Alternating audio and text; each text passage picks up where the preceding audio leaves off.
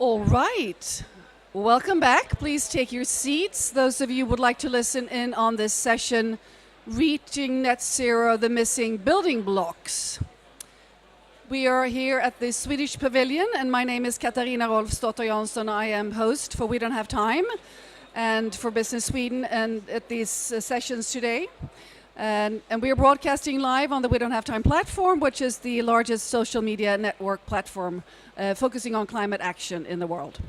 So please take your seats. We have great speakers lined up for you here during this session, and you can use the headphones if you feel like you need to. Otherwise, I think the amplification here from the microphones is good enough. So today we will talk on the key obstacles and challenges that are preventing businesses from reaching net zero. We have a huge task at hand here to get down to net zero in time, right? We all know this. And we see a lot of businesses committing to net zero, but are they enough businesses, and are we working fast enough? This we will talk about here today. And we will talk about corporate responsibility, indeed, in depth and during this session. So it's my pleasure now to introduce the first speaker. His name is Christopher Nelson. He is Deputy Chief Negotiator to the United Nations Climate Change Negotiations. So please join me here on stage and give him a warm hand.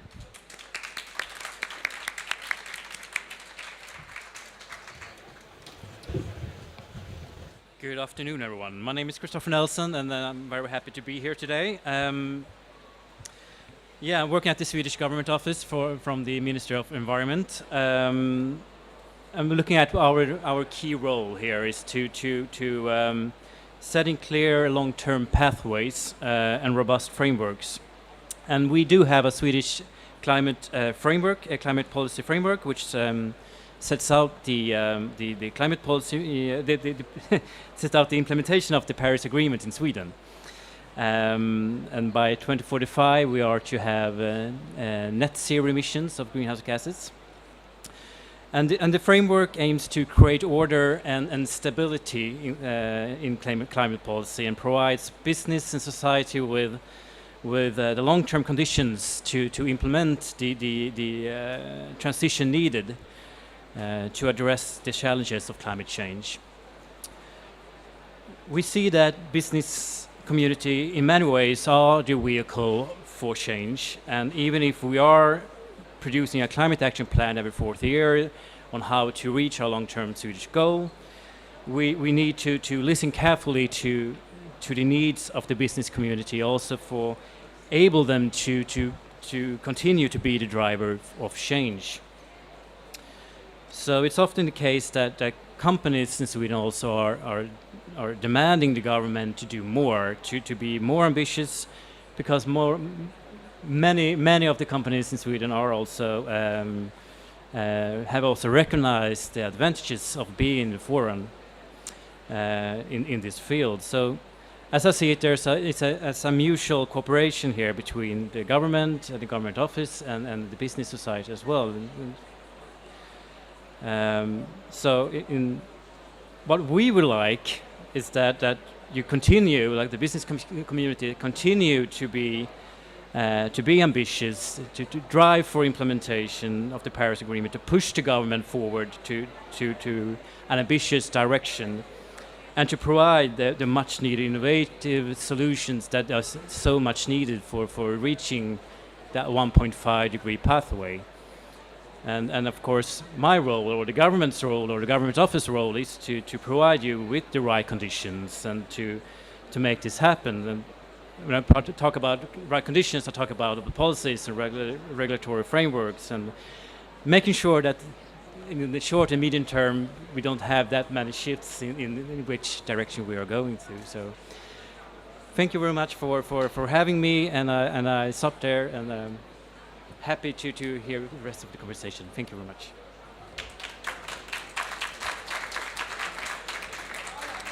Well, thank you very much, Christopher Nelson.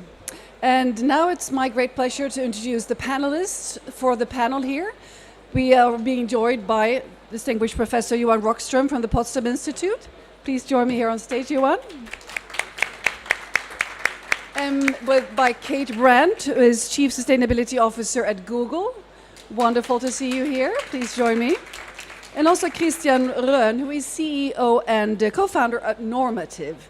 So please join us here on stage and grab a microphone. I'd like to start by turning to you, Johan Rockström. And the big question here at hand is, of course, are we on track to reach net zero? And I think I have an idea that you probably won't say yes. No, and I really sincerely hope that will come as no surprise to anyone. We're not on track. We're actually in a very risky state. The United Nations GAP report, which I'm sure that you all have had a look at, shows that we're following a pathway that takes us to 2.8 degrees Celsius in only less than 80 years' time. That is unequivocally a disaster point for humanity. It's a place we haven't been in for the past 3 to 5 million years. So that is a place we simply do not have any evidence of being able to support anything that we cherish as human civilizations on planet Earth. Even if we do deliver on all the NDCs and all the pledges and everything that was promised in Glasgow on methane, on deforestation or halting that, we would still just barely reach 2 degrees, which is increasingly shown to also be a very dangerous point for humanity. In fact, 1.5 degrees Celsius is a physical point beyond which we risk triggering tipping points. So we want to really land. The safe landing zone is 1.5. We are at 1.2, and the remaining carbon budget is something like 300 billion tons of carbon dioxide. It's 8 years of emissions at current pace, and we haven't even bent the curve yet. So the window for a safe landing is so narrow that we meet in Sharm el-Sheikh at an urgency point. So we have to accelerate. And then the question is, what do we need by that? Well, we need pathways such as the Swedish one, such as the European one, such as the ones we have with over 70 countries in the world, agreeing on a net zero pathway with 50%, roughly 50% reductions by 2030, which is a pace between 5 and 7% reductions per year from now onwards. And we say this every year, and it just gets worse and worse. So the pace of change is just steeper and steeper. So I would say that unfortunately we need to see countries ramping up their ambitions, not only because of the necessity to meet at 1.5, but also because the more we lag behind, the steeper is the pathway to a safe landing. Thank you very much, Johan Rockström. Kate Brandt, from the Google business perspective, when you listen to Johan Rockström here, your response, please. This is really life-threatening situation we're facing here, and you are a chief sustainability officer of a major company. What are your reflections? Yes, and can you all hear me? I think we just take another one. They're a little bit sketchy. All right, how about that one? Yeah, I think that's better. Very good. Can we hear Kate? Yes. Yes, good. Okay, good. Yes, and first, thanks so much to the Swedish government, Business Sweden, and of course, Christian and Johan. It's such a pleasure to be here with you. And Johan, absolutely. I think we find ourselves here at a sobering time. And yet, I also appreciate what I see on people's name badges here today. Together, let's pioneer the possible.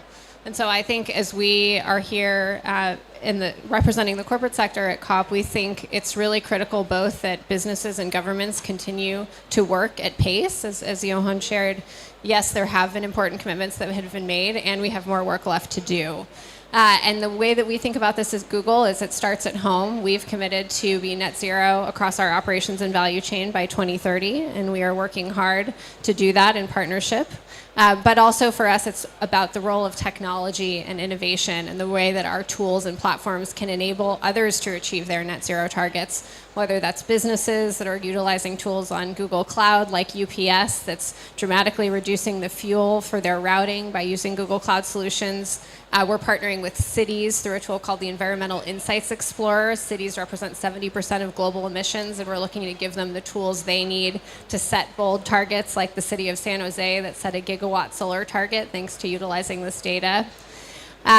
And also, we want to look at how do we help the nations around the world that are dealing with the impacts of climate change as well. We're already seeing them today. And how do we use technology to provide better flood forecasting, better prediction of wildfires, because we both need to continue working to mitigate the impacts and deal with the impacts that we're seeing today.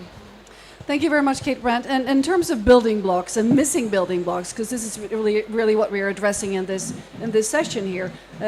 When we focus on, for instance, policies, which we all need policies in the business world to make this happen quicker. Which policies are you missing and from a global agenda to speed up the transition down in time? Yeah. One of the building blocks that we've been really focused on is that we need to decarbonize the electricity grid. So much of the path to net zero requires us to get the grid to what we call 24/7 carbon-free energy, that we're actually operating all of the systems that are on the grid at 24/7 carbon-free energy, zero emissions. So that's a goal that we've set at Google, that we want to get there by 2030. But we're also partnering with other businesses, with policymakers through initiatives like the SE for All 24/7 Compact, which has everyone from nations to cities to businesses that are working on this together. We have cities like Copenhagen and London and Paris who are working on 24/7 pilots to figure out how do they actually get to 24/7 as a city. And there's a big policy agenda attached to this too. And we were just talking about this before the session actually. We think it's really important that companies engage very proactively on policy and share an affirmative agenda, that we need to tell policymakers. I come from a policy background. We need to tell policymakers what actions they can take to help us reach these targets. So we've put out a policy agenda that talks about, to get to 24/7, there's some very specific things we need to do. We need to retire coal plants. We need to keep nuclear on as long as it can be safely operated for longer periods of time. We need to have more access to electricity markets that are focused on corporate buyers that want to drive greater access to renewable energy. So we think it's important to actively engage with policymakers as well as provide them tools that they can use, like I mentioned, the cities tool that we're providing. So in short, when governments are lagging behind, the pressure needs to be really firm from the business world and also from, for instance, smaller municipalities and cities, bigger cities, to push. We all need to be involved. Yeah. I think given, what we talked about, someone reminded me recently, it's 86 months until 2030. Yeah. We all need to be involved, businesses, policymakers, and individuals. Well, thank you very much, Kate Brandt. So from the normative perspective, you tell us a bit what you do actually. You need to start there.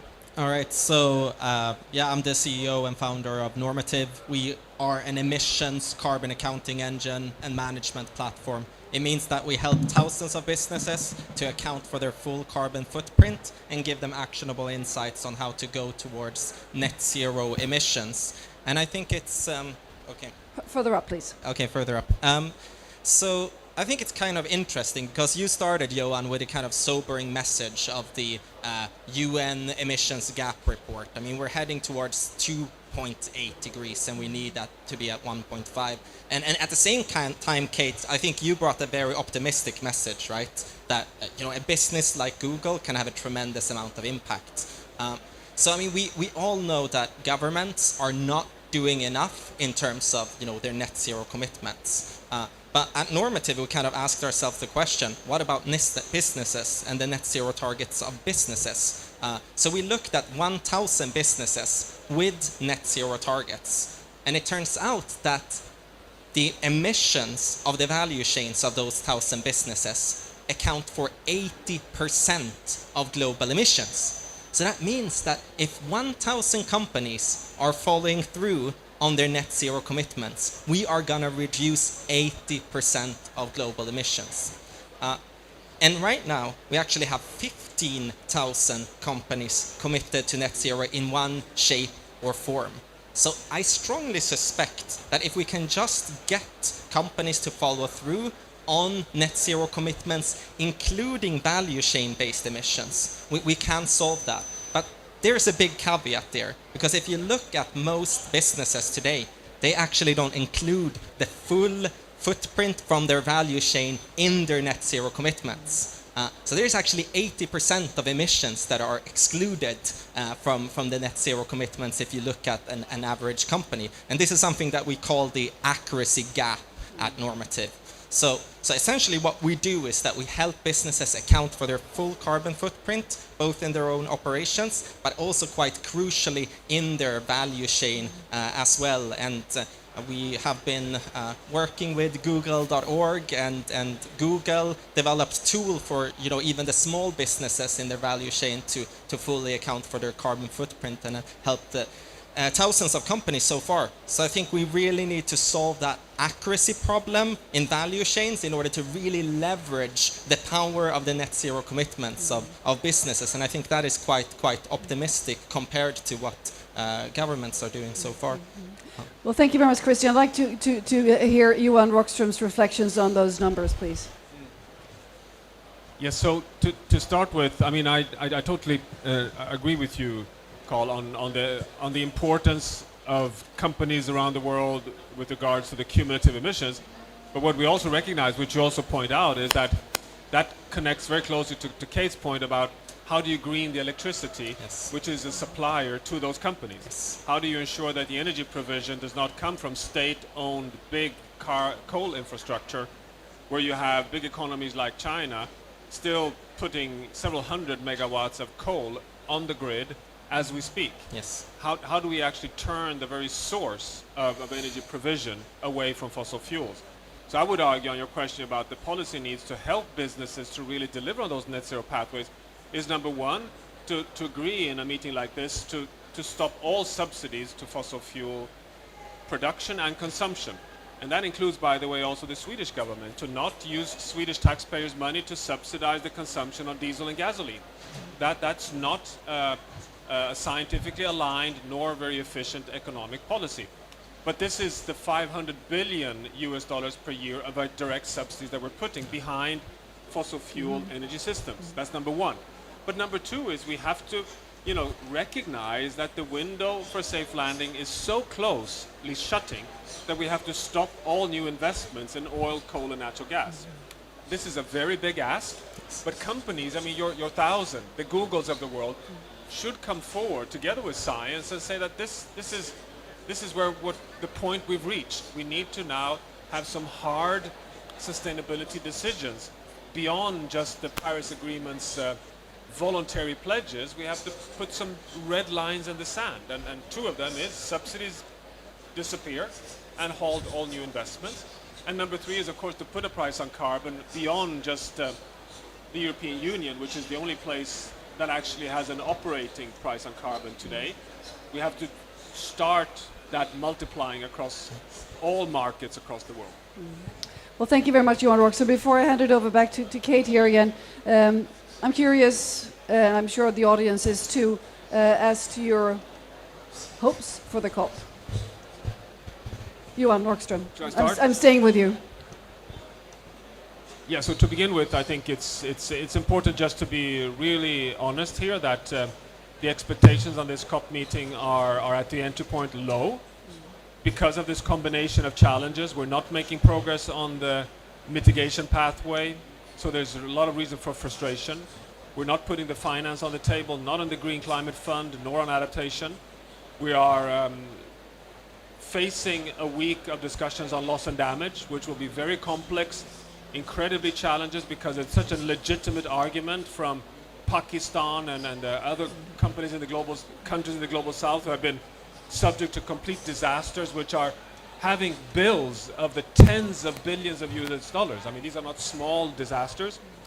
How to handle that will be very challenging. I hope that we won't get stuck in that ditch, but rather really focus in on the entire agenda of decarbonizing, supplying support for technology, adaptation, and find a solution on loss and damage. Are we likely to succeed? Well, it's unfortunately a very challenging entry point because of the geopolitical instability in the world, and that the lowered short-term appetite to really act on climate policy. So I'm carefully hedging my bets here so far. Well, thank you very much for painting this picture. It's a really difficult situation we're brought ourselves into here. Kate, again, from the Google perspective, and also I'd like to turn to you next, Christian. What is the best way for a business company to build their net zero journey? We listen to you on here. We really are in a hurry, but you represent the industry or the business world. Starting with you, Kate, how do you build your net zero journey stable and viable, and also in a transparent way? Yes, absolutely. I mean, so I think the first critical step is setting the goal, right? Having the ambition. But a lot of, I think, what we're talking about at this COP is ambitions to action. This is about implementation. This is about our working together to drive action on these commitments. I think first and foremost, we can only manage what we measure, and that's why we've been so pleased to partner with Christian and the Normative team on the business carbon calculator, which I think is so critical. We all need that data so that we can engage with our value chain, so that we can work internally to drive action against these targets. So I think that's critical. And then it's about partnership. You know, I talked about 24/7. Any kind of a large commitment like this, it is not any one company's ability to get there alone. We have to work together. And so I think that's going to be crucial, whether we're coming together across businesses, between businesses and policymakers, to take action together and to drive progress more quickly. So I think that's what I would really focus on, is it's first in the measurement, it's then in the partnership and the execution, and really driving action together and putting these ambitions into action. Thank you very much. Christian, your perspective, please. I mean, exactly what Kate said, right? You need to start with the measurement. You can't have accountability without the accounting. But then later, to Johan's point, I mean, measuring your Scope 3 value chain-based emissions is pointless unless you have some sort of mechanism of action in that value chain where you can really decarbonize. So I would say step one is to really account for your full carbon footprint, so you have the actionable insights on how to invest in your own operations and in value chain for decarbonization. And there I want to give a shout out to Exponential Roadmap, one of our partners. They have really good 1.5 business playbooks of actions that you can take, and on top of that, actionable insights. So I would say, you know, measuring the emissions so you know what to do, and then engage with your value chain and your own operations, taking the right actions, because that is what you will be judged on in the end of the day in several decades. You know, did you do the right things in order to mitigate emissions, not just talking about it? Well, thank you very much. Professor Johan Rockström, the Exponential Roadmap Initiative and the carbon law, of course, was initiated by you and colleagues in 2017. How important has this roadmap and this carbon law been to where we're at now, and what the hopes we have for not just the businesses but all aspects of society? No, I would say that it's one of the really important scientific contributions of the last 5 years, because when it was published in 2017, translating the science into this heuristic of cutting emissions by half every decade for a safe landing by 2050, being an inspiring innovation pathway but also aligned with science, has now become mainstream, and it's guiding the Science-Based Target Initiative. It is having, you know, what is it now, Johan? It's over 1,000 companies involved in different efforts of really aligning with the Exponential Roadmap, Google being one of them, which is fantastic. So this is really significant, and it's one of those scientific outputs that has even guided, for example, the EU Green Deal and the 55% reductions by 2030 targets. The next step, though, which is equally urgent, is to have the carbon law for nature integrated in this carbon law for fossil fuel phase out, because we need to also cut emissions, you know, at the same exponential pathway to make nature from a source to sink within just 10 years. So we're just now discussing, we've just come out of that discussion of how can we integrate a carbon law for fossil fuel phase out with a carbon law for building carbon sinks in nature, which is, you know, the only way for us to really have a chance of 1.5. So I think science has now tools to go from complexity into some, you know, guiding narratives which are quite easy to implement and to work with across all scales. Well, thank you very much. Kate, you've been working with the ERI, and you're also working with the Exponential Roadmap Initiative. How has this been, what impact has this had on your work?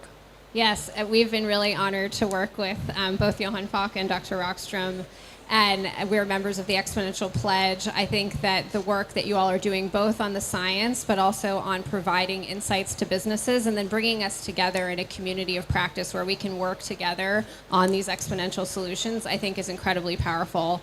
And one area that we've been focused on as well is, we've talked a lot today about businesses, we've talked about policymakers, both absolutely critical in getting us on a path to 1.5, but there's also the role of civil society and individuals. And we're an information and a data company, and we have the privilege of having multiple products that over 1 billion people use every day. So one thing we've also been talking about with the Exponential Roadmap team is how do we also think about solutions for individuals, this category of, you can call it lifestyle emissions or really lifestyle solutions. And what is the role of businesses in providing those to individuals? And what we see at Google is, we have Google search, we can see search trends. Searches for things like buying an electric vehicle, a heat pump, rooftop solar are at an all-time high now in 2022. People want to be involved. And the recent AR6 report also shows that there is a key role for individuals to play in reducing emissions. And so we want to do things like work with other companies that are part of the Exponential Roadmap Initiative and think about how do we deliver more tools and solutions for individuals, things like what we're doing in Google Maps, where now eco-friendly routing, the most fuel-efficient route, is the default across 40 countries in Europe and the US and Canada, coming here to Egypt and across the Middle East very soon. These are the kinds of things that people are looking for that information. They want to save fuel as they're driving. They want to reduce their emissions. And it really adds up. We're seeing just from early use of this tool, the equivalent of taking 100,000 cars off the road. So this is an area where we've been really excited to talk with the Exponential Roadmap and where we see a lot of opportunity for business to come together and see how do we give people helpful solutions so that they can also be a part of the answer. Great ideas. I mean, great nudging. And basically, we all need to nudge each other all the time in a faster and a more efficient way, of course. So, Christian, from the normative perspective, the roadmap and how you have connected with it, how does that implement into your work? So the way it's implemented in our work is really to empower large businesses to take their Scope 3 seriously. And not just measuring, but actually acting upon their Scope 3, which is like the most important thing in the end of the day. And as I said before, I mean, if all large companies that are committed to net zero in their value chains follow through with that, we're in a really good place. But right now we have the accuracy gap where Scope 3 is not properly incorporated in a lot of net zero targets. Sorry to interrupt, but maybe not everybody is aware what is contained in the Scope 3. So just explain briefly. So Scope 3 is basically the value chain based emissions. I mean, if you have any given product like a laptop computer, you might buy it from a retailer of laptop computers, but most of the carbon emissions is not in the heating of the merchant's place. It's the value chain based emissions on the production, the mining, the transportation, and all of those parts throughout the value chain. And that is, I mean, some large enterprises have larger Scope 3 and value chain based emissions than countries, but a big challenge is that those value chains are very complex, and there's a long tail also. You talked about individuals, Kate, but there's a long tail of small and medium-sized enterprises in that value chain, making it very kind of complicated to take action. And that is also one thing and one place where we have worked together, speaking about collaboration with both the Exponential Roadmap Initiative and Google, where we founded together with the Exponential Roadmap Initiative and the We Mean Business Coalition a project called the SME Climate Hub, and Google.org has been small and medium enterprises. Yes, small and medium. Thank you for pointing out that not everyone knows the lingo. All the acronyms. Yeah, yes. all there the are acronyms. lots of acronyms. Yes, in sustainability we love acronyms. But yeah, so we have been working together, engaging thousands of businesses in the value chain, small enterprises taking net zero action. Yeah. So coming back to the accuracy gap here. Yeah. How do we close it? Fast. I think first of all, and I said it before, you can't have accountability without the accounting piece. You need to have the full data of your Scope 3 in order to act on it. And I mean, building complex value chain takes several decades. I mean, some of the largest enterprises can only operate because of those value chain. So decarbonize that value chain is also going to take decades. So you need the right data to drive decision making. What are the suppliers that I need to engage with? How should I engage with them? Should it be, promoting renewable electricity, more sustainable production processes? So large companies right now need to spend, billions in upgrading their value chain. But you need to start with the actionable insights to know what parts of the value chain should I decarbonize first in order to get the most bang for the buck. So if you don't measure it, you can't change it, basically. No, if you can't measure it, you can't manage it. Well, you change it or manage. Yeah. Same thing. So Johan Rockström, when you listen to Christian here on the accuracy gap, what are your remarks? Well, I mean, so I've been saying so many dark core messages in this panel, so let me just let me give you a little bit of light in the tunnel. I think what Christian is pointing at is one of the really promising avenues, that recognizing that businesses can not only focus on decarbonizing their production segment, that they have to look upstream on their suppliers, but also downstream on their users, is incredibly healthy, and it puts companies in very uncomfortable situations. I'm sitting on the sustainability board of Mercedes-Benz on the race to electrify, and Ola Källenius, the CEO, wouldn't perhaps use the following word, but it's essentially a race for survival. It is for the company to really win the race of sustainable luxury in the world and to survive as a competitive company. But at the same time, they're now signing contracts on fossil fuel-free steel that will be delivered in 7 years' time, because they realize they have to have the supply chain at net zero as well. Eija is here from Tetra Pak, and it's so exciting to sit and work with them on the world's largest manufacturer of safe packaging of staple foods, now engaging in sustainable dairy, because they know that the milk that enters their products has to be net zero as well. And isn't that just amazing as a transition towards companies really taking the broader system change seriously? So, and this is what forces companies that are in the deep of energy to look at nature, because where do you get that rare earth cobalt from? Well, it's from mining. Where does that mine come from? Well, it's in DRC. Where is that DRC? It's threatening the rainforest. So suddenly you have a biodiversity agenda in your deep engineering company. So I think this is, can we push that really hard, just as you're doing? I think that is really a healthy step. Coming late, but it's a healthy step.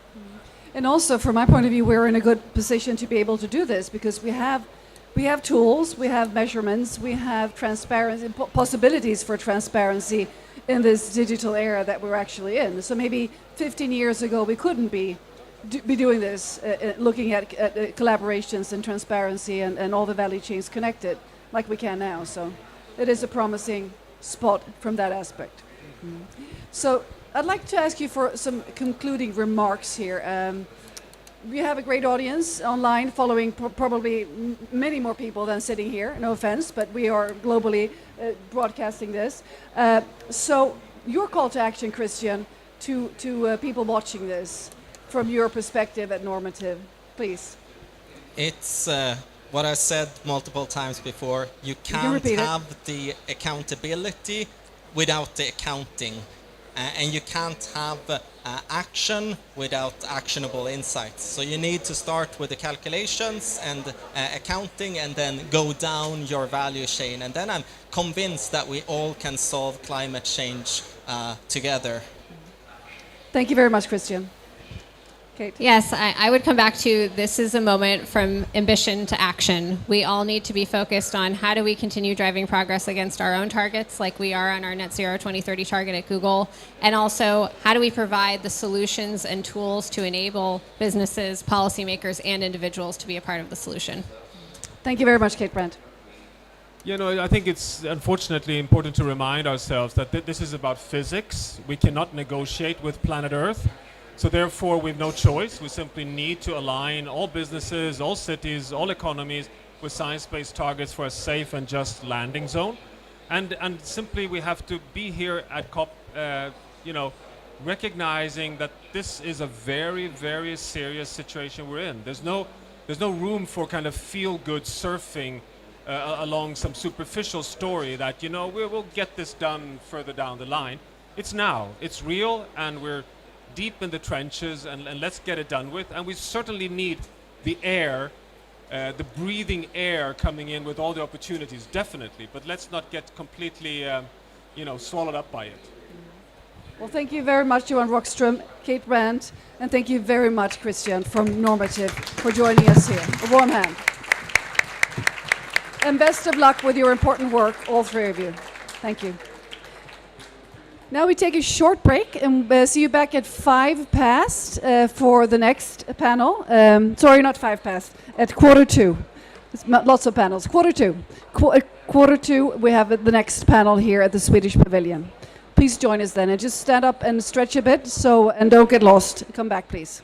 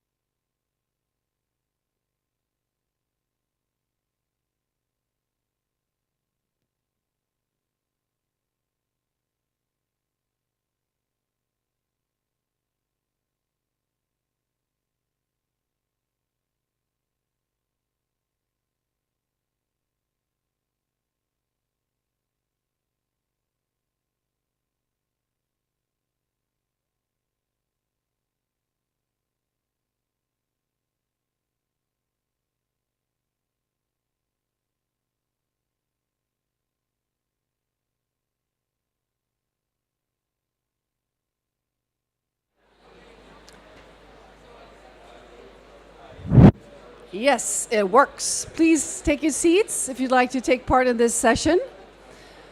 My name is Katarina Rolfsdotter Jansson, and I have the pleasure of hosting this final session at the Swedish Pavilion at the inauguration. And we will talk about on this session driving climate action globally. And we have prominent speakers and panelists lined up here for you. So those of you watching us online, a warm welcome. And those of you who'd like to take a seat and listen, you can also feel very welcomed here. Innovation has brought us to an inflection point. And we all know that the coming decade will be completely decisive. And we need to really focus on the driving of the climate action exponentially to take us down to a safe landing zone, as Mr. Professor Rockström frames it. We had the climate deal hammered out in 2015. We all know that we have not committed enough to reach net zero in time for that, as far as we know. We have 60 countries globally since 2015 that has committed to net zero by 2050. And we have lots of other state actors, municipalities and local governments that also have stated and set their targets clear. In this seminar, we will focus on the private and the public sector, how we can collaborate in reaching this really important target. We'll talk about data, we will talk about transparency, and we will also talk about innovation, of course. This is always key. So we have the first speaker ready from Doconomy. Please welcome Mattias Wikström, the CEO of Doconomy, here up on stage. You have the floor.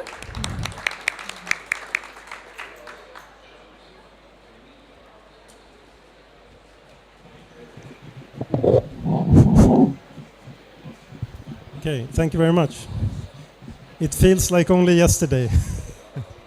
Mattias Wikström, CEO, co-founder of Doconomy. And I would just like to share with you a little brief introduction to what it is we do and why we do it and how. So the Doconomy journey started with calculating your spending's representation per transaction. So basically making every transaction count both in a monetary perspective and a planetary perspective. So the trade-off was precision, but the gain was massive reach, making use of existing rails. Today we work with product level calculations as well as lifestyle calculations, working together with UNFCCC. I'm very happy to be here with Business Sweden as well. So, is there an interest? Well, we are today live in many parts of the world, and what we see is that there is tremendous interest picking up, and I think that most of you already today can reference a lot of the surveys and the research being released leading up to COP27. There is no doubt whatsoever that the adult audience of the world today, as well as the even more eager young population of the world, are eager to take climate action. Now, what is climate action? Let's talk about that a little bit later. We also see that there is a greater ambition to reduce your footprint now than prior to the pandemic. Of course, the pandemic was a horrible effect on many individuals and many countries around the world, but it did show that faced with a massive problem, we can take instant action. And coming back to, 86 months, I think that was mentioned just recently around leading up to 2030, it's obvious that we do not have a problem with action, we have a problem with understanding time to action. So we need to have the data-driven, substantiated insights that will help us as a handrail in our everyday behavior in order to change for the better. We do this through digital tools as we want to enable everyone to understand the impact of their lifestyle choices, but also assist them in reducing it too. So we started, as I said, with the transaction-facing impact calculations, but are also moving into spend-based calculations as well as product-level calculations. At the end of the day, you would like to understand this product or that product, what helps to reduce my impact from today to yesterday. During conferences like this, we also, together with our brilliant partners of Kairos, present what we call the 2030 forecast. Real-time emissions data from satellite imagery showcasing, are we on track or are we not? We've done this in Stockholm, we've done it together with them in London, and lately now during Climate Week in New York. This is one way of bringing literacy, climate literacy, to the many, and showcasing that at the very center of commerce, showcasing that on digital billboards on Times Square or at Heathrow Airport. But in order to have a starting point, we decided to also develop the lifestyle calculator. What gets measured gets managed, and how can I contribute in a more sustainable way? Working together with the UNFCCC, providing the world with a lifestyle calculator, now live in 120 countries, helping everyone to understand not only the footprint but also the hotspots of your impact.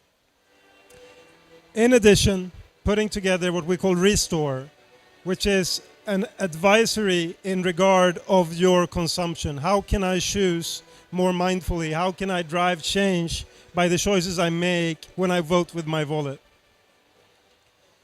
So, coming back to behavioral change, I know my footprint, now what? How can you help me become less of an impact, and how can you help me compare to the trajectory of the 2030, the 2050, the peer groups I hang out with, or the local community that I live in? We believe that hope is basically a function of data-driven insights multiplied by action after action after action after action. This formula is easy to say, it's tricky to write, and it's hard to live by. Because you need to have reliable data, you need to have a measurability on the activity that you drive, and you need to do it repeatedly. This is not a one-off thing. This is not something we do once and then we think, okay, now that's concluded, let's get on with it. This is shaping new systems. This is shaping new alliances. This is creating unorthodox partnerships, and we're proud to see many of them happening. The engagement features are probably amongst the most important ones, and we also see our partners having tremendous business results by driving this change of behavior. Banks we work with, for example, 14% of engagement time spent in applications that they provide when they also add a planetary score to the monetary impact. Today we service 40 clients in 25 countries, reaching over 500 million end users. I think it's actually 700. And we are a team of 100. We built this company in 3 years out of Stockholm. We're today also funded by the Tokyo Metropolitan Government, set up in Tokyo. We just recently communicated our entry into the US market, supported by local investors in the US. And we're looking at Singapore. Singapore has tremendous traction in regard of what MAS are doing. This is not a one country, one city solution. This is a global language of change, a global language that is comparable so that we can see what needs to be done in relationship to others. We've done it with a few high recognition players. This was at the time probably the largest carbon footprint educational effort ever made, rolling out to 90 million users overnight. When the president of the US stepped out of the Paris Agreement, our banking partner in California urged their clients to step into a personal Paris Agreement to track, measure, and reduce their footprint. The most successful engagement ever by the bank. But this is long term. We need to be here when everyone else is starting to slow down. We need to pick up pace. We're proud to be backed by investors representing both the product side, the transaction side, as well as the capital side of things in different regions around the world. And it all started on a small island situated in the middle of the Baltic Sea, when one little bank wanted to make a more tangible activation around their, at the time called CSR. You might remember that. And it was Ålandsbanken. Thank you very much for your time.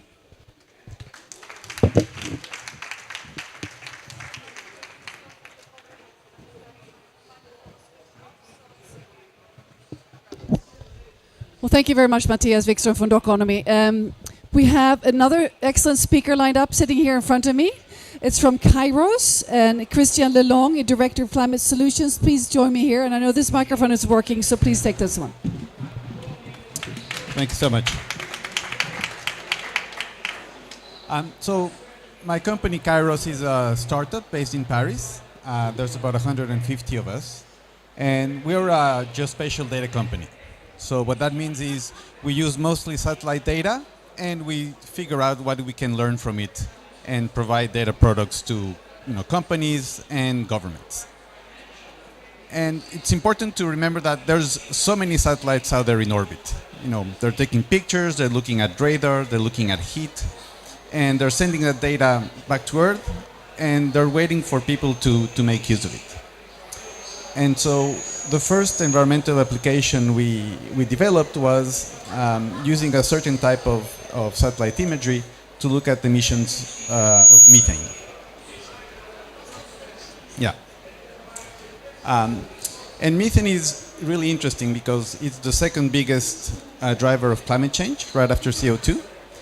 But you probably haven't heard much about it because nobody was measuring it accurately. The scientists knew it was there. They knew that it came from agriculture and oil and gas and coal, but because it was hard to measure, then companies didn't talk about it, and so nobody really did anything much. And this is a day I remember very well. The first time we created a map of all these large concentrations of methane from oil and gas and coal was a big wow moment. Like, oh, it aligns with what the scientists say, and surprise, it's about 10 times more methane than the oil and gas companies report in their sustainability assessments. So we've been working on this, sharing data with the media, with scientists, with companies, and with governments. And it's the government angle that I find really, really exciting. I'm super, super thrilled that in the US, there's now legislation that is going to penalize methane emissions, applying a $900 a ton cost to emissions starting in 2024. Why is it happening now? Because the US government now can see that they can measure these things independently from the companies. And at a global level, the International Methane Emissions Observatory, which was launched at COP in Glasgow last year, is becoming operational, and they're going to do a policing job worldwide, and we're going to be one of their data providers. So the policy is leveraging the data to drive climate action on a big scale. The other use of satellite data that we have besides climate impact is climate risk. And I think Kate from Google was alluding to it. Climate risk is more and more present because the climate is changing. So places that were not used to flooding now have floods. Places that had some wildfires now have much, much bigger wildfires, and they're more frequent than before. So you cannot use historical data to say, I'm going to build a factory here, or I'm going to insure residential buildings there, based on historical information. So what we do is we figure out a way of identifying the satellite data that's going to tell us the vegetation here is dry, there's enough to start a fire, but not enough that the fire will die quickly. It's close to human infrastructure because people end up starting most of the fires. And so we create maps of climate risk that an insurer can use to then say, insurance is going to cost this much here, but 20 kilometers to the left is going to cost 3 times as much. And then there's another use for climate data, and this is particularly relevant for investors. And it's about doing due diligence and avoiding greenwashing. You need transparent and independent data to kick the tires and verify the information that is being reported publicly. And if you know voluntary carbon markets, you'll know that there's this big debate about the quality of carbon credits. Some are real, some not so much. And so satellite data lets people in the market, all stakeholders, to do that due diligence independently and make their minds as to whether agriculture in this area is really sustainable. You can look at the deforestation that has happened. and how close was it to a soybean or cattle farming area, and you can see if the trees and the biodiversity of a carbon project are really what the PDF says in the registry. So these are some examples of all the applications of satellite data, and there's more and more use cases coming up every year. Thank you. Well, thank you very much, Christian DeLong from Kairos. And I'd like to invite from NRIDE, Christopher Laurel, who is Senior Vice President, Research and Public Affairs. Please give him a warm hand.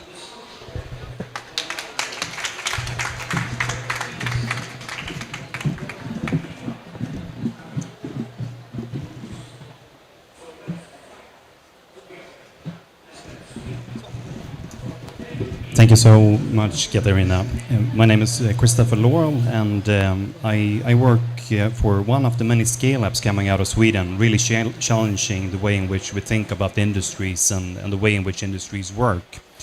And what we have heard during the inauguration here at the pavilion this morning is that we need to think of how we can change not only how particular aspects of systems work, but more particularly how we can think of innovation system-wide.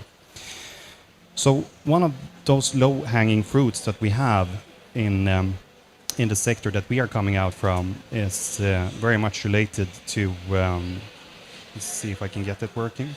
There we are. To the fact that 3 gigatons of emissions is coming out of the road-based transportation system. And this is the lowest hanging fruit we have out of the 40 gigatons that we have in total. So if we can do something about 3 gigatons, we will have an incredible impact throughout the whole industry, but also for the better of the planet. This one? Good. So if you think about how the way in which the system looks like today, it's characterized by 3 things beyond being unsustainable and being related to 3 gigatons each year. It's also, as it so happens, very harmful. And what this means in numbers that we have talked about, the importance of actually measuring things, is close to 250,000 lives lost each and every year due to NOx pollution. So if you consider 3 gigatons in emissions, and on top of that, 250,000 people dead each year because of NOx pollution, it's also a very inefficient system. So when you go out from the diplomatic zone here in COP27 and you see a truck, the average fill rate of a truck as of today is 50%. So we aren't really using what we are having to the extent that we should. So as we have all these impact tech companies coming out of Sweden taking this system-wide approach, we too have started to think about how we can not only introduce one innovation, but in fact quite a lot. What if we would reinvent the whole sector? What if we would build a transportation system anew? What if we would scrap the legacy system that we are stuck with, that has served us for many, many decades, but doesn't really make sense anymore? How would that look like? So just as a lot of these companies that you have heard from, we take the best that all technologies has to offer. So to start with, what if we connected all the trucks that we have in the system, in the transportation system globally? Today we have an incredible fragmentation, and units aren't really speaking to one another. So if we can do what we have done by using a platform logic in a lot of other sectors, also in the sector of road transportation, what that would enable us to do is essentially to get much higher utilization of underutilized resources. So going from fill rates to 50%, we believe that it would be possible to go up to close to 100. And that would mean that we double productivity in the sector alone. But this is not enough. If we continue by not only using digitalization, but also electrify the world's transports, what we'll be able to do is to have not only an effect on productivity, but we can also have an effect on the 3 gigatons that we talked about before. And that's the most important as we see it. But the future is not only electric and connected, it's also very much autonomous. Because going forward, what we are facing is a huge increase in demand when it comes to transports around the globe. Up until 2050, we're looking at a doubling of the transportation demand. We today have a shortage of drivers. There are 100,000 drivers that we don't have in place in the UK. The figure for the US is 100,000 for 2023, and this goes on and on. So France are looking at the deficit of 45,000, Germany 55,000, and I can stand here all day probably talking about all these deficits that we're seeing. So if we combine connected electric with autonomous while keeping the human in the loop, we believe that we can create a new system, a system that is resilient, that can actually scale as we need more transport in the futures, not less, but doing it in an efficient way that actually reduces the number of vehicles on the roads simultaneously. Wouldn't that be something? So this is how the future looks like. It's connected via smart systems. It's a matter of having electric trucks and really scale the solutions that we have that we can use here today, but also gradually introducing autonomous solutions and increasing complexity over the coming years. We are but one company that are a part of the Industrial Partnership to Sweden. We have heard Heart Aerospace, which is a fantastic of an actor that are doing more or less a similar approach in aviation. And on the water, we have Exshore and Candela. And on the roads, we also have actors like Cake. So if you want to visit the future of transport that uses all the things that we have to use as our point of departure, going back to what Matthias touched upon, data and transparency of data, we can make a lot of magic happen. So with that, let's pioneer the possible and let's do it together. Thank you very much. Thank you very much indeed, Christopher Larell from Enride. And the last speaker in the first session here is Daja Isaksson, Director General from Vinnova, and please join me here on stage. And would you like to have the hand microphone or try this one? Yes, it is working. Would you like that one? Okay, let's see. Testing, testing. Does it make sense, even in the back? Okay, great. Well, this has been truly inspiring to listen, so obviously I have to say a few words to get a chance to be on the panel later, which I look forward to. So what we've been hearing today is that we know we're not yet on track to take our future back. We're not yet on track on a path that opens up opportunities for people, but we are building momentum, and we're seeing so many examples of it today. Science-based targets are maturing in how they become actionable for us as nations, as cities, as organizations, and as individuals. And the reporting is increasingly supported by policy, but it's also being continuously developed. As we heard Johan Rockström mention previously, they're now looking at integrating, developing a carbon law for carbon sinks, but also developing science-based targets for other parts of planetary boundaries, such as phosphor, nitrogen flows, land and soil health, etc., which will be hugely helpful also for companies moving forward. We see that investors, more than ever before, are making their net zero commitments. They're embedding science-based goals into their strategies and their portfolio decisions, but they are also very clearly, not least here in COP, calling for policymakers to deliver ambitious policy that drive further investments. Cities are already driving change on the ground. Engaging citizens is essential for this, using also city planning, electrification, construction, as well as natural climate solutions to pursue net zero goals and make our cities greener, healthier, and more resilient to climate change. Now we hear how the private sector is increasing transparency, not only in scope 1 and 2, but also in scope 3. That's challenging, as we hear, but it is also maturing. And companies are using this mapping also to initiate collaboration cross-sector. As one CEO of a multinational said, my scope 3 is somebody else's scope 1, and there's great opportunities in here as well, not least because multinationals often share geographies and suppliers, so they see a lot of collaboration opportunities there. We heard Alfa Laval and SSAB be one example here today. And now they have concrete plans on how to achieve net zero ambitions. Now, growing numbers of innovative startups and scale-ups, like we see here. We just heard companies describe how they harness data and use analytics and digital tools to empower governments, companies, and individuals so that we can better understand our impacts and take action. We see scale-ups pioneering the possible within existing markets from mobility and food production, but we also see others pushing us to move from waste paradigm to one where waste is a resource and where we are enabling not only pushing down carbon emissions, but actually driving carbon sequestration and storage. So now we have a lot of the solutions we need to transform big parts of society, our energy systems, how we build and manage our homes, how we transport ourselves. A lot can be done with technologies that we have. We see it: renewables, energy efficiency, electrification, data analytics, automation and optimization in every part of our product lifecycle, from design to production and use at the systems level, which I think Einride is a great inspiring example of. Think about how we can optimize also energy grids, mobility systems, and more.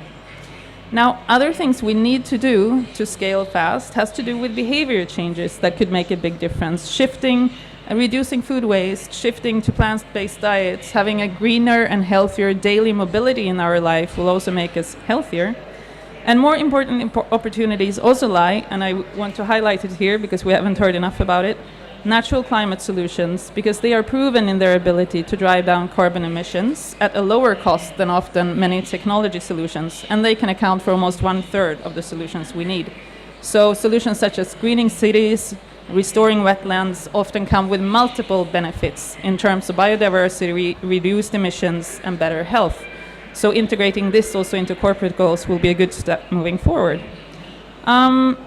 So what does it take, though, to scale this? A few reflections on that. First, we need to continue this push for increased impact measurement and transparency. We've heard many good arguments for it now, but it's also because what we can measure, we can also act on, and it will make us more effectful.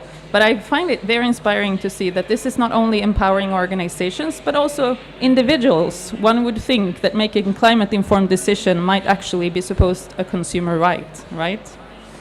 We also need to get better at working at a systems perspective. It has been mentioned, but it means at every level, between countries, at the governance level, national level, companies and individuals. Because we know that, for instance, in the solutions, we need to look for solutions that provide multiple outcomes, preferably solutions that drive down carbon emissions, increase biodiversity, give us health, etc.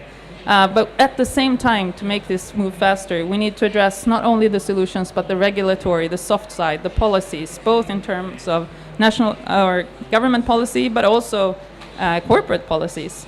This has to do, for instance, with using our procurement practices as a demand stimulation for the solutions we need. So how we procure through our supply chains or as a public sector can have a huge impact in making the solution scale faster. And last but not least, we need to get citizens engaged, because this is our opportunity for a better life, but it's important that citizens everywhere really can see it and feel it. So how we as organizations engage people matters. Last things, apart from collaborations, leadership. So leading this transformation means walking a path that we have not done before. Transformation of society has happened, but never at this scale and never at this situation with this level of complexity and challenges. That is really, really making it complex. We have to admit, and the pandemic reminded us, that now we have multiple different urgent challenges, and that means that outcomes are very difficult to predict. That means that we're now leading in a time of uncertainty. What does that mean then? It means that we have to keep a clear eyes set on direction, where we need to go, and then have the agility to experiment and try out different ways to get there, and really be willing to take risk on each other in doing so, together, public and private. So my last reflection would be that I personally think that it's worthwhile thinking very closely about the great examples we see, and then from our perspective, from whatever platform we have as leaders, think about how do I walk the talk in the situation I'm in, making it possible for us to talk to our children and future generations and say, we did everything we could as parents, as professionals, and as leaders from whatever platform we are on. So I'm really hopeful when I see this type of collaborations and leadership. Thank you.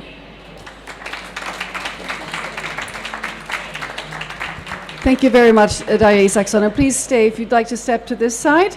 And I'd like to ask the other panelists, the previous speakers, to join me here for a panel conversation. And if you find the ambiance, the sound a bit troubling, put on the headphones because they're working now. There's very loud competition from next door. So if you put the headphones on, you will just hear what we're talking about, and you will not hear the lovely, maybe or not so lovely music from next door. So it might be easier for you to concentrate. Just a little tip. So welcome back. You have 4 microphones, so you can please grab one each. And we're going to start talking about, in this first panel, about transparency. And this is, of course, connected to also to the literacy that you mentioned, Isaacson, and leadership. So my first question, I'd like to start with you, Christopher. Reporting and transparency, and I know you will work a lot on the transparency aspects, and right. It is crucial to reaching the Paris Agreement, but from your business perspective, why is it crucial? I can tell you a little bit of a story to illustrate what we are seeing in our customer dialogues. A lot of our customers, they are used to essentially getting asked, how many trucks would you like to buy? Would you like 100, 200, 300? Please, if you'd like 400, we can take care of that too.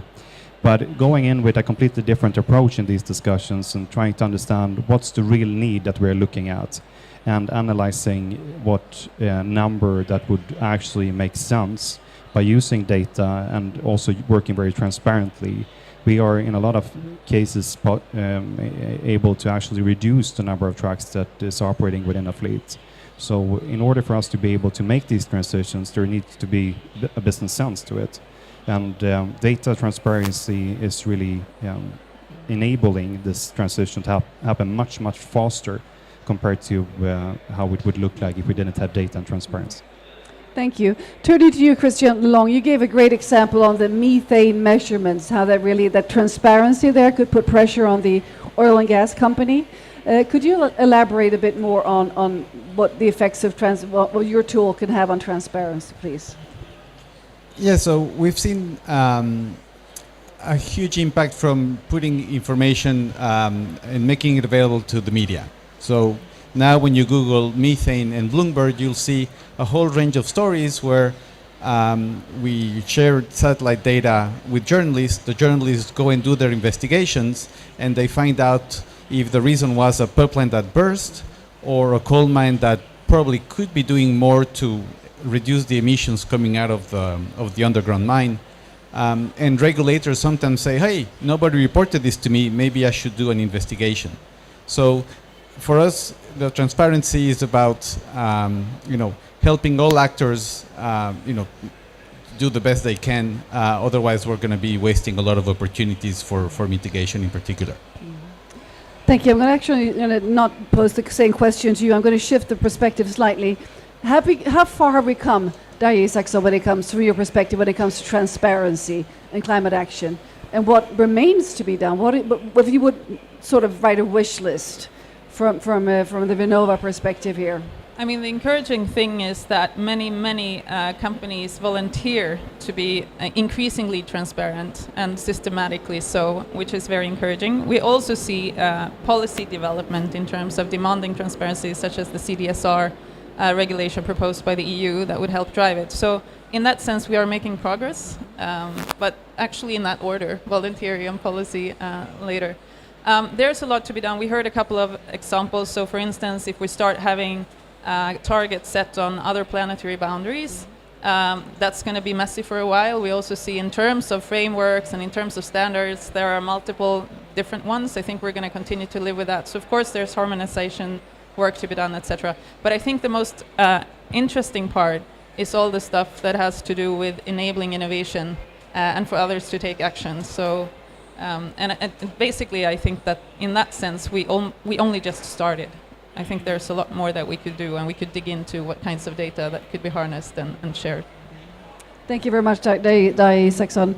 From the economy perspective, transparency and how far we have gotten. You told your story about Ålandsbanken on the small island that you actually started this journey that you now have embarked quite far on. So how important from your perspective is transparency, and how far have we reached? I think Darja's last comment is a testament to that story in transparency enabling innovation. Because if transparency can increase and accelerate innovation, of course that is going to be for the benefit of all. I think regulation is picking up, and we see transparency streamlined. Because today, as far as we have gone, we've started talking about transparency. We see some good examples, some thought leaders or lighthouse projects as front runners. But the challenge we have is we have the demand side wanting to have consistency, comparability, regulatory approval when it comes into play because it's not yet in play. On the other side, we have a supply side that is just popping up new ideas and new kind of ways to calculate and measure and calling it transparent, and good intentions, of course, but there is no consistency. And in order for transparency to make sense, it needs to be comparable. Otherwise, it's not transparency, it's an opinion. So the greatest value of transparency is comparability. And that, I think, we still remain to see much more of. It will be regulatory driven, but it will probably be accelerated, to your point, by the innovations enabled by transparency to begin with. Thank you very much. A question to all of you. We can, whoever is quickest can answer. What data are we lacking? What is the major data that we're lacking? Daya, please, go ahead. You were fast. Go ahead. Yeah, well, I mean, there's just, let's just say the technology is also for harvesting data is also increasing a lot in terms of you work with satellite data. We have new types of sensor coming up all the time. So in that sense, there will be so much more types of data coming up. What we know, I'll just give you a few examples. We know that we don't have enough data on oceans. Well, we just heard comments on, some historical data is not even relevant now, so we need the real-time data from a number of domains. So, but I also noticed, for instance, on the city level that I talked a lot about, and then comes to your point about it really needs to be interoperable and comparable. And I think that's where we really miss a lot of data being comparable and interoperable. Thank you. You were starting, Christian. Yes, I think from my perspective, sometimes the data is really, great as it is. And for example, in the partnership we have with the economy, we can track industrial emissions with a very granular level of detail. But sometimes the satellites we have a very coarse resolution of 1 kilometer, 5 kilometers. You cannot be exactly sure where exactly these environmental impacts are coming from.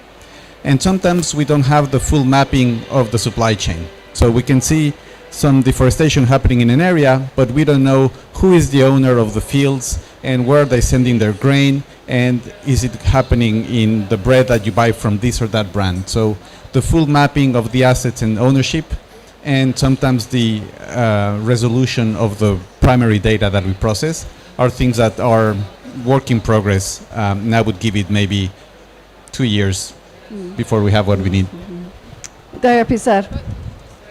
A reflection on what you're saying is that most countries actually do have data on land, knowing exactly there is data, qualitative data on who owns the land, but it's not available. Needs to be accessible. And that varies a lot between countries, to what extent it's actually available as open data. And then another remark I wanted to make was also, we know, and this comes to the problem, so then the scope 3, as soon as you move into scope 3, we know that there are multiple kinds of data that we don't have. But this is an example of the fact that the data is there, but it's not available. Yes, please. So I'm going to challenge this a little bit. I think we're never going to hit perfect. It's never going to be like, oh wow, now we have the perfect data set, let's find the perfect tech and do the perfect solution. The only data we're missing today, we have the data, we have the tech, but we don't have the data on how much courage it takes to utilize the tech to get where we need to go. The courage, the data on courage is what's missing. That's a very good point. We need more courage, absolutely, more guts. Standards. How important are standards in this transition here? I'm looking at you, Christopher. You're sort of Einrad is a groundbreaking company, but do you need more standards to facilitate your journey, literally speaking? Well, I guess this goes back to the balance between innovation on the one hand side and technical standards on the other. Quite recent initiative coming out from the European Union, we will now look at one charging standard going forward. And on the one hand side, that is a political signal that has a lot of value to it. in terms of us not having too many standards. But where we are coming from, we are in a perfect storm. We are not having one technology shift taking place. We have several with electrification, digitalization, 5G, as well as autonomous technology. So finding the balance between enabling a lot of standards to actually become a part of the race until we have foresight into what will actually make sense going forward if we think big and if we think from a global perspective. That balance is really hard to strike, but what we are seeing from our end is that we are going to need temporary standards. So think of standards with sound down clauses to them. If they don't make sense in 2 years, well, let's change them. But in order to get momentum, we will definitely need them. Thank you very much, Christopher. It looks like Daria would like to add. Yes. And I think it's from that perspective, standards are actually soft infrastructure. Because if we have standards, then we can build a lot on it. Not just the one who owns that type of data, but anyone can do it. But then to your point also, temporary in the sense of all standards need life cycle management. It's going to be a continuous process of developing them. And as long as there's also transparency on the life cycle. I mean, when you're going to develop something on one standard and you know what's being developed and tested right now in kind of a, so standardization work is extremely important. And it's one of the things that I think many countries actually could do well in investing much more in, not least in terms of the data that is typically funded by public money, such as the geodata we were talking about previously. Thank you, Matthias. It looks like you'd like to add. No, Wonderful. I love it because I think transparency is the next and the greatest infrastructure project of the world. When we have transparency as the infrastructure of where we want to go, then we are definitely going to hit the spot. So it's infrastructure, it's not data, it's not tech, it's something that we are building for the benefit of all. Well, thank you very much. We're going to change the subject here, which is not easy because there's lots to talk about here. And of course, everything is interconnected. But we need to talk a little bit more, dig a bit deeper into the topic of innovation. And of course, I'm sure all of you would agree that the Paris Agreement was highly innovative. We really achieved something there that we now have to follow up on. So we need to be innovative and able to actually deliver on what we innovated in 2015, right? So, which innovations would you say, and I'm not going to start with you, Christopher, because you obviously have an innovation already, but, well, actually Kairos too, so I better turn to Daria here to start. What innovations would you say in terms of solutions are at hand that are not really put to scale yet, put to action, that we really need to sort of just push into a more of a functional mode? That little list. No, but okay, if I would say one thing, is the innovation in terms of how we actually work. So coming back to the pandemic, being a pandemic as an example of something where we had a joint goal, a mission, we're going to beat this thing. We had action at every level, every country, down to individuals, reprioritization, etc. But one of the reasons we could actually have these vaccines not in 15 years, which is the normal time, but 15 months, had to do with, first of all, the knowledge was there. Long-term investment into research and innovation was there. Second was there was capability among advanced production. But the real key was how it was possible to work in parallel with pushing the new solution and working on the regulatory and the demand side. So this is what also research is telling us. If we want to make a system shift quickly, it cannot be only through a focus on the new solution. It has to be parallelized with stimulating demand and making the regulatory frameworks actually promote the new solutions. So that would be, if I would have to choose one thing, it would be that. But of course there are tons of nanotechnology and other areas in new materials that are essential to actually get where we want. It's a big key technologies flora out there to pick from. Yeah, that we also need to push. Yeah. Mm-hmm. So thank you very much, Daira. And when it comes to the public, the responsibility for the public, we mentioned that briefly, and of course that takes us into the topic of procurement again. We talked about this before. We have 800 billion in Sweden that goes into procurement every year, which is a lot of money. Globally, it's mind-boggling, of course. But Christopher, from the Enright perspective, how important is the public and the procurement in your innovation process? Yeah, well, from from our perspective, there is a number of things that I would like to highlight when it comes to the way in which we are working together with public agencies like Vinnova, the Swedish Energy Agency, but also the European Union's Horizon 2020 mechanism. And one example of that is a flagship project, the largest of its kind, called MODI, where autonomous is going to be operated from Oslo in the north down to the continent, and that wouldn't be possible without strong partnerships. So from that perspective, we need to find a balance between, on the one hand side, focusing on innovation at an early stage, but also these scale-up processes where we all need to partner up and work together. And if there is one thing that I really would like to see going forward is new structures that can come in place due to the sense of urgency in scaling these solutions that we do have here and now. A few months back, the Minister of Environment visited Stockholm during Stockholm Plus 50, and the focus was very much about technologies that can be implemented, as Jon Larsson mentioned in his opening remark here today, but also innovations that can be transferable, as well as accelerating the fight against climate action. And I think there are ample of opportunities like the MODI project to really team up and to really scale the innovations that we already have here today. Well, thank you very much, Christian.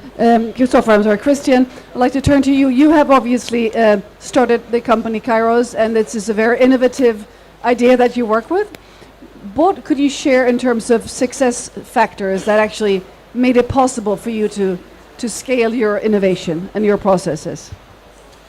I mean, I would say science is super important because we're a small company. We're going to be showing new results, new data sets that haven't been always seen before. And so it's easy for a big company to challenge them and say, well, we have our numbers, you have your numbers, so we'll stick with ours. So it's very important to get the scientific community on board. And we do that by doing peer-reviewed research that gets published in journals, because that is the credibility you need to shape the discussion and get these new data sets accepted by the companies and the regulators, who are the ones who are going to really move the needle.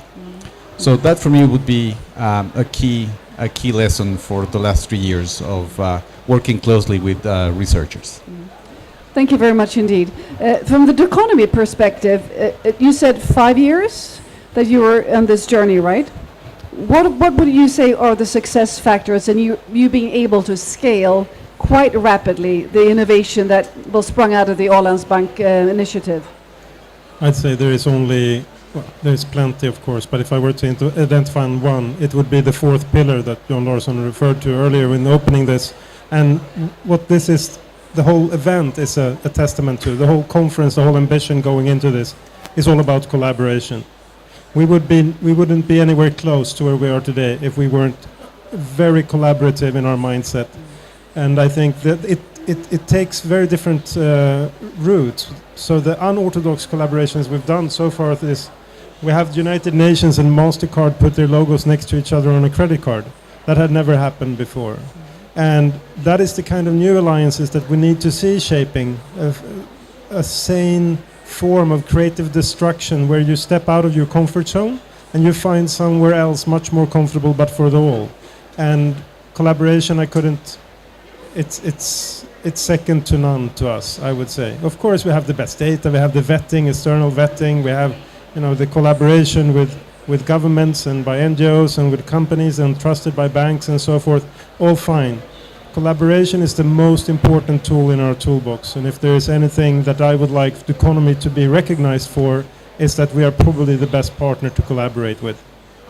Well, thank you very much. And Isaacson, of course, you have a black belt in this from being from Vinnova that facilitates collaboration and connected with innovation. From people watching this, I mean, this is a global broadcast. What would you say is the most important to enable collaboration on climate action? Trust. Trust? So trust is short and always sweet trust, yeah. So creating a space where you can have these different perspectives. There's also always different perspectives, different interests, different disciplines, different competencies. and the leadership that can create that kind of trustful space, because these are collaborations where you take risk together. So, Would anybody like to add? Your best, I mean, you shared. Well, I but- think yeah, collaboration had is risk reduced. Mhm. So, I mean, that's what it comes down to. And that's it's where what- trust comes in, right? Exactly, Yeah. and trust accelerates. So I think that's where we need to build. Well, thank you very much.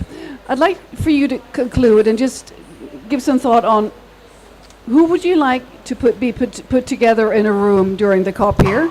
Could be any room, could be anywhere here during the COP, to sort of tighten this a bit, to make this process of innovation, transparency, and reaching the net zero targets quickly enough. From each of your perspectives, who would you like to sit down together and talk about this? We are here now in this room, but you can go for Biden, you can go for anybody. Basically, we just need to see the bigger scheme here. Who needs to talk more and more in depth? Christopher. Well, I guess from my perspective, I would like to have a lot of people in the same room, not one particular individual, because all these technology shifts that we are seeing now is creating a lot of different approaches, which is a good thing. But when these approaches is turned into legislation, we might end up in the same situation where we always end up in, having a framework in the European Union, having a framework in the US, and so on and so forth. So actually using the sense of urgency that we have in the world now, in combination with all the fantastic things that technology can enable, together with truly global frameworks for how we should understand how we can scale these technologies at speed, that would be fantastic. So probably I'm thinking of the whole COP27. So this is a room, and we're all in it, right? Yeah. Well, that's a good picture. Christian. If I could choose a room, I would take a small room for maybe 10 people. I would invite the heads of the EPA in the US, Europe, China, Japan on one side. Environmental Protection Agency. Yes. Yes. Because for me, regulators are key. And then across the table, I would put people from NASA, the European Space Agency, a couple of scientists. And the point is so that regulators understand that there's so much more they can do now in terms of the ambition of environmental policies. And they need to understand what those potential capabilities are. And so bring the scientific community and regulators talking to each other. And maybe one seat for me to moderate. Ah. Excellent. Daya Isaacson, please. yeah, no, but I think you said it more eloquently and more concrete. But on an average level, I would say I want all policymakers, and I guess to some extent I include myself, but especially the top level, to listen to the most ambitious front runners. Yes. And those are the ones with the answers on what we can do and what we should be doing, and listen maybe less to incumbents. Great. I like that very much. Thank you very much. Matthias. I think out of a personal luxury perspective, I would choose my daughter, because I travel so much I hardly see her. But if I were to take someone that I think could drive change in a substantial way, I would take Putin or Astrid Lindgren. Astrid Lindgren, a great author in Sweden, to be able to shape the narrative we need, because we need a new narrative. We can't apply an old narrative on new tech, on new insights, on new demands. And we can't have old political structures and waging war when we have a planet to save. Well, thank you very much, Matthias. Thank you very much, Daya Isaacson. Thank you very much, Christian and Christopher, for sharing your insights here on this topic. It's a wide, big topic, but we need to constantly circle around it and do deep dives in order to push forward, right? So best of luck at the COP from all of your perspectives. And again, thank you for coming to the Swedish Pavilion opening. Thank you. Thank you for having us. And this concludes the inaugural official opening of the Swedish Pavilion. Thank you for joining us here today. And there will be fantastic programs here every day. So don't forget to join us here, and let's take a deeper look into what we need to do and what is already being done and how we can do it together and pioneer the possible. Thank you very much.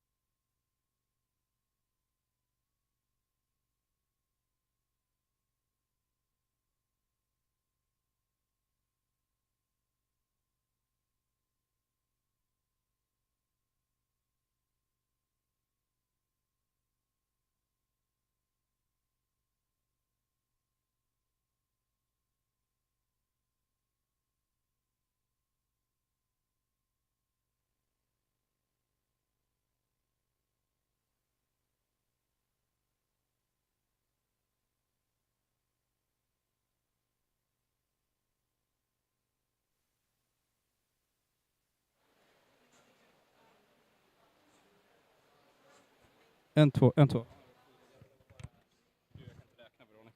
Testing, testing. 1, 2, 3. 1, 2, 3.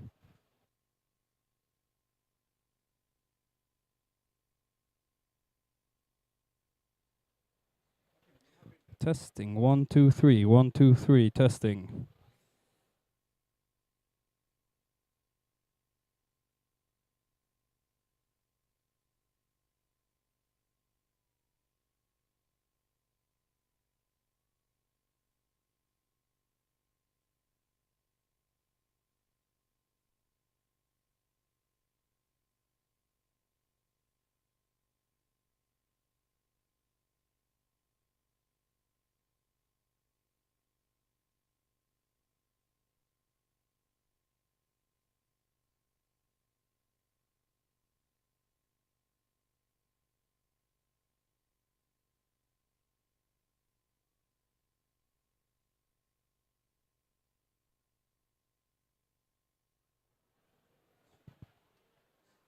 Testing. 1, 2, 3. Det syns stapeln där. Testing. 1, 2, 3.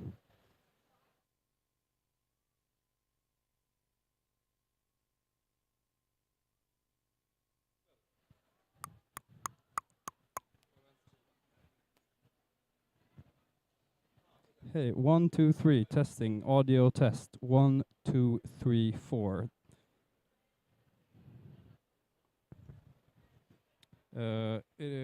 Okay. 1, 2, 3, 4.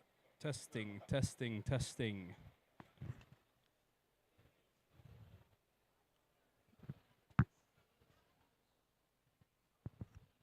Testing, testing. 1, 2, 3. Det är svårt för mig att höra, avgöra.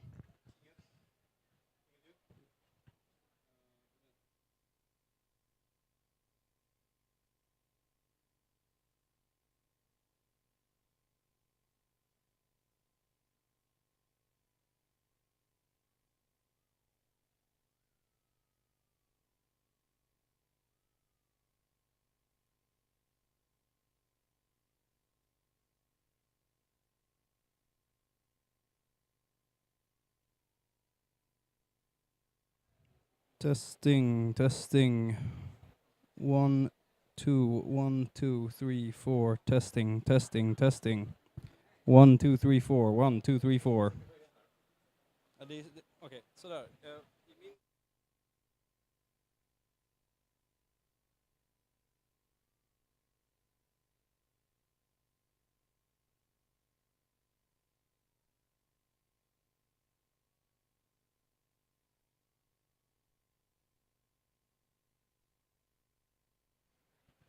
1, 2, 3, 4.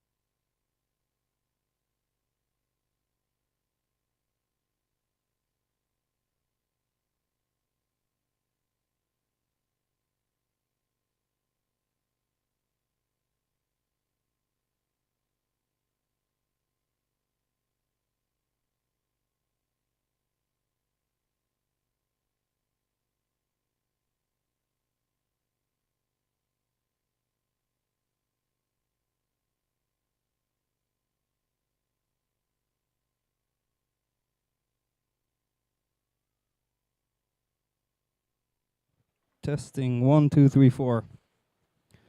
1, 2, 3, 4.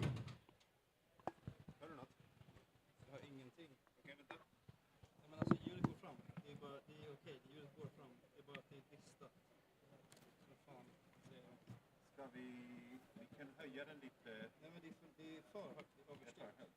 Vi måste sänka det.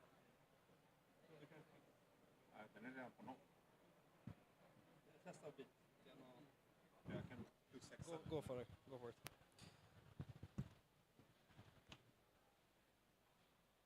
Okej, jag hör ingenting från live-viewn när jag lyssnar på den hörlursingången.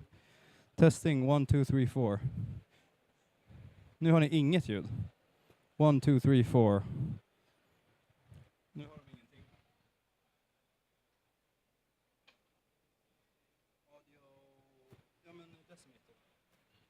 Okej, nu då. Nu testar. 1, 2, 3, 4.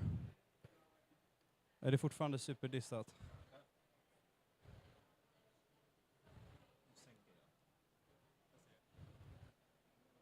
Okej. Det fräser lite.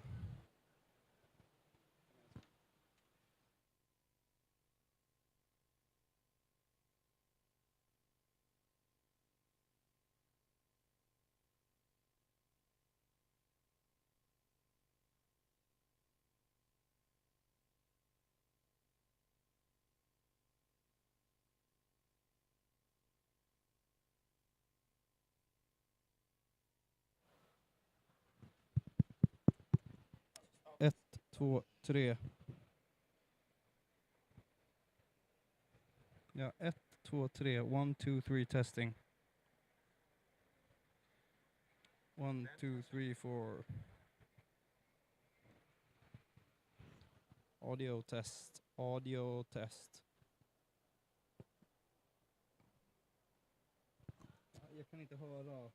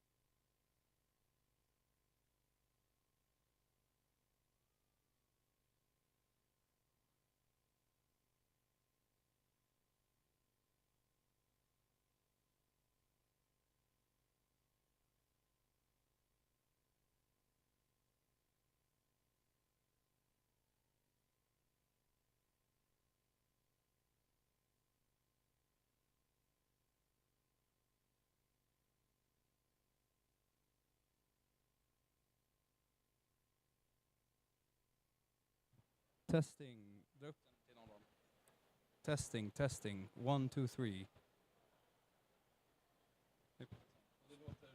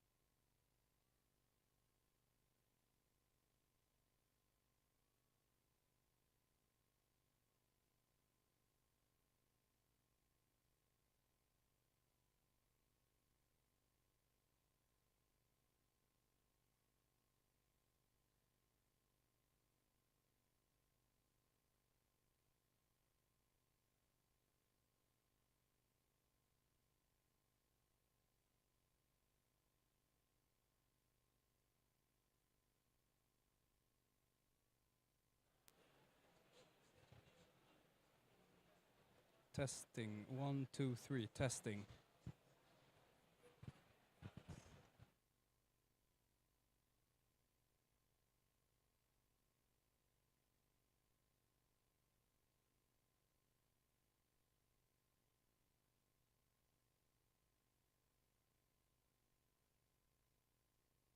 One, two, three, four. Testing. 1, 2, 3, 4. Okay. Fan vad skönt. Yes. Audio test. 1, 2, 3, 4. Yes, det ska vi göra. Detsamma.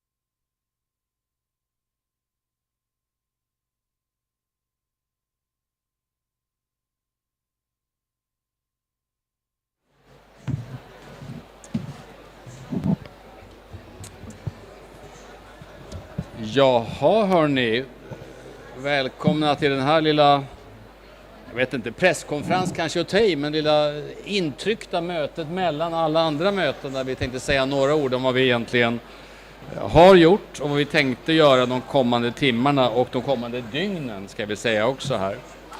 Så att jag och Sveriges chefsförhandlare Mattias Rumeri, vi rapporterar alltså från FNs klimatmöte här i Sharm el-Sheikh.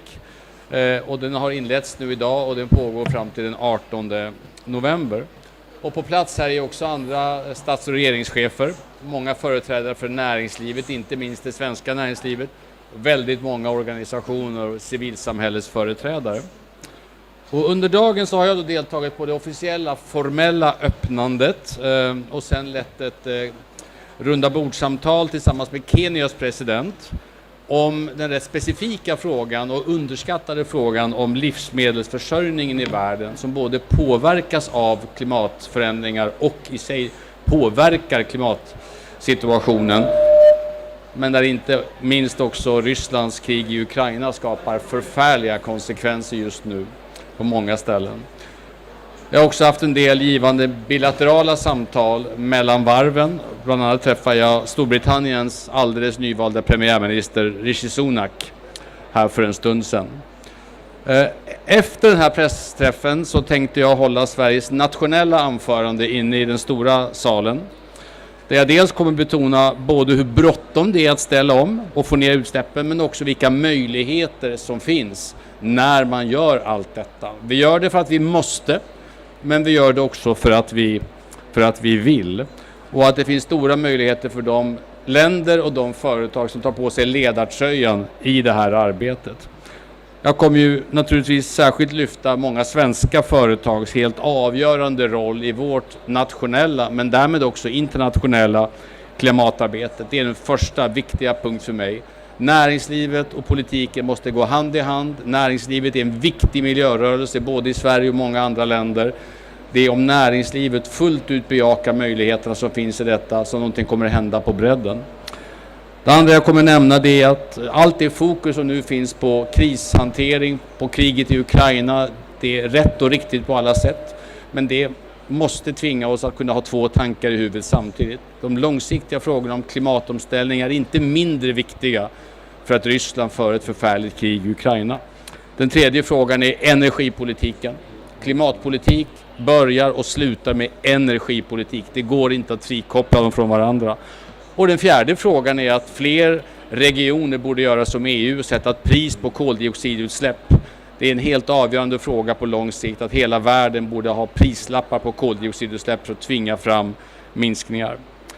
Allra sist, jag tror att Sverige och svenska företag har mycket att visa upp. Det syns inte minst här, bokstavligt talat.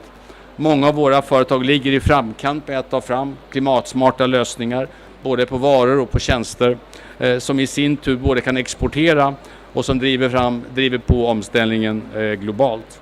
För det måste ske i Sverige, det måste ske globalt. Forskningen är helt entydig. Vi måste öka takten för att minska utsläppen. Sverige ska bli klimatneutralt allra senast 2045. Och jag kommer uppmana mina kollegor i salen att slå oss med häpnad och försöka nå det målet före oss. I de här förhandlingarna så är det alltså EU som för vår gemensamma talan, vår gemensamma röst. Och EU ska fortsätta visa ledarskap i klimatomställningen och visa att det går att förena tillväxt och välstånd med minskad klimatutsläpp. Ett tydligt sådant steg var ju EUs beslut att förbjuda nyförsäljning av fossila bilar från 2035. En annan viktig fråga för EU på det här mötet är ju att besluta om arbetsprogrammet för utsläppsminskningar som ger länder både möjligheter att samlat utbyta goda exempel men också möjlighet att trycka på för höjda ambitioner. Och med det, och inte minst med den övergången, lämnar jag ordet vidare till dig, Mattias. Varsågod. Tack så mycket statsministern. Och som statsministern redogjorde för så är det från EUs sida den mest centrala frågan på det här mötet just att få ett beslut om det vi kallar arbetsprogrammet för utsläppsminskningar. För om det just ska kunna hjälpa oss att få ytterligare kraft i det globala arbetet och kunna lyfta fram just de möjligheter som vi ser i det globala klimatarbetet och vad det ger i termer av nya jobb och ekonomisk tillväxt. Men vi har ju också några andra frågor som mötet kommer att präglas av, och det är framförallt 3 frågor som jag skulle vilja lyfta fram då. Det är klimatanpassning, där många utvecklingsländer upplever att vi talar allt för mycket om utsläppsminskningar och därmed också behöver lägga mer fokus på klimatanpassning, hur vi kan skapa mer motståndskraftiga samhällen. Det andra frågan är det som vi inom förhandlingarna kallar skador och förluster, alltså det som konsekvenserna av till exempel väderrelaterade katastrofer. Vi har sett översvämningar i Pakistan, vi har sett stormen Ian i Florida alldeles nyligen. Och det kommer också då prägla mycket av diskussionerna vid mötet, och inte minst frågan om hur man ska kunna finansiera återuppbyggnaden efter den typen av katastrofer. Och den tredje frågan som jag skulle vilja lyfta fram också är klimatfinansiering bredare, där vi ju finns vi utvecklade länder redan 2009 utlovade att vi från 2020 fram till 2025 skulle bidra med $100 miljarder per år för att stötta utvecklingsländer i deras klimatarbete. Vi har inte lyckats med det, och därmed så kommer det finnas också fortsatta förväntningar på oss att vi ska leverera den finansieringen. Men vi kommer också prata om det nya finansieringsmål som ska sättas för perioden efter 2025. Vi lyckades igår anta dagordningen för hela mötet. Det kanske låter lite banalt att vi lyckades anta dagordningen, men det var följt av ganska omfattande förhandlingar. Och vi satte då också en dagordningspunkt just om finansiering avseende skador och förluster. Men vad vi inte lyckades få med på dagordningen från EUs sida var en punkt just om omställning av finansiella flöden. Och här kan vi ju se att det är en besvikelse från EUs sida att vi inte lyckades få med övriga parter på en ansats att kunna hitta ett format i den här kretsen för att prata just om den omställning av finansiella flöden som vi ser behovet av för att kunna snabba på omställningen, både då vad gäller klimatanpassning och vad gäller att öka takten i utsläppsminskningarna. Tack. Tack för det.